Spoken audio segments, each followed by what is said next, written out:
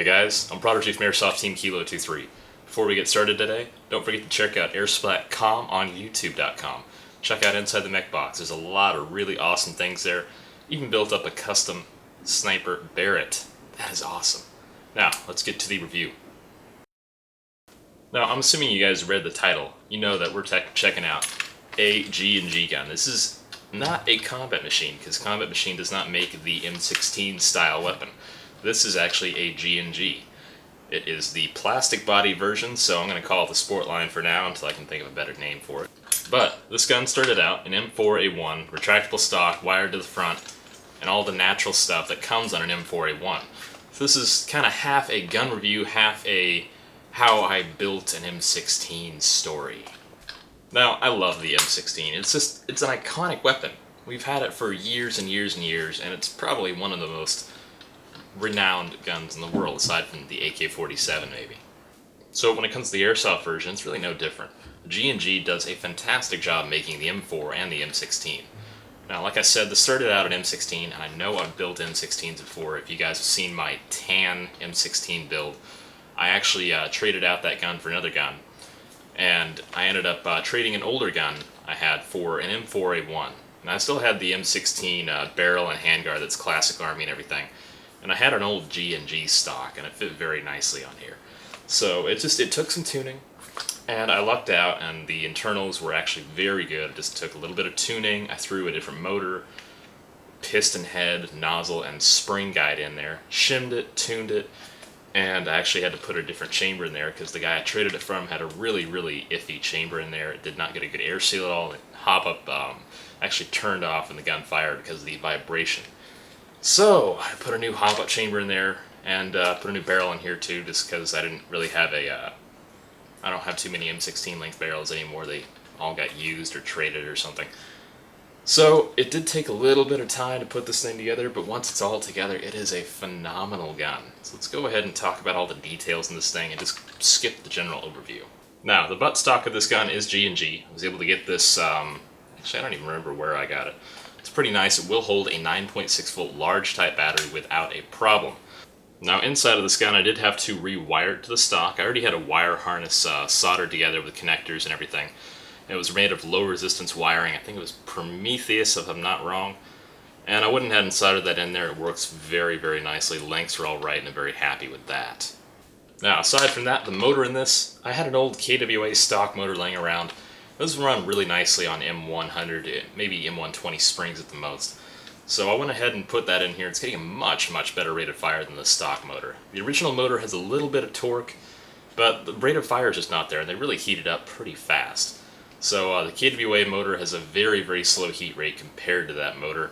It's got a much better rate of fire. It's actually quite a bit quieter. It meshes with the bevel gear a lot better. So I threw that in here, getting a great rate of fire, maybe about 16, 17 rounds on an 8.4 large, which is pretty good in my opinion. Now, because I was turning this gun into an M16, I had to have a larger capacity cylinder.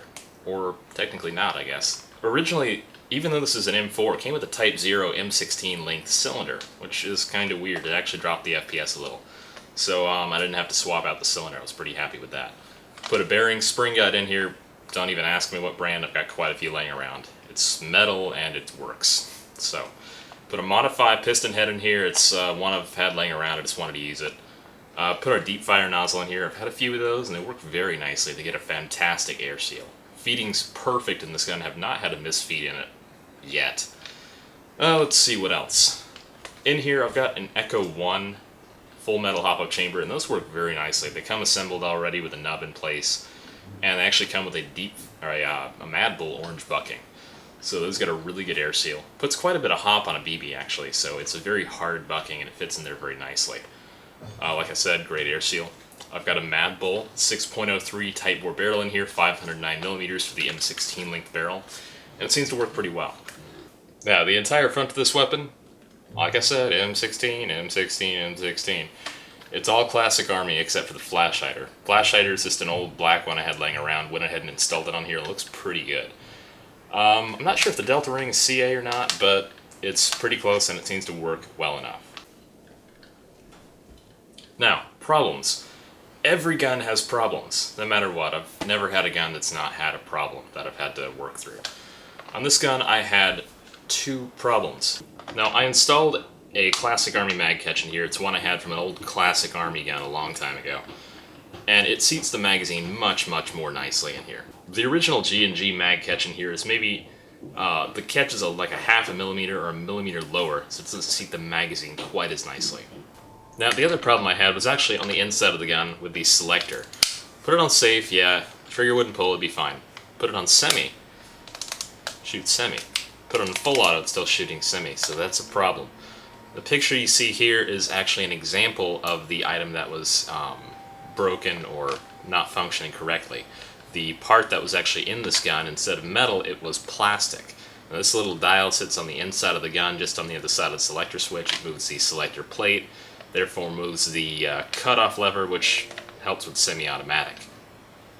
Now, this part was actually plastic, and it kind of fits in like a D-shaped hole, and it was stripped out. And it would shift back and forth, because there was just enough pressure on that stupid little dial that it would just not work correctly. So I had to put a metal one in there. It took a little bit of fitting, but I got it to work correctly. So what do you guys think? I personally think this is a great, great gun.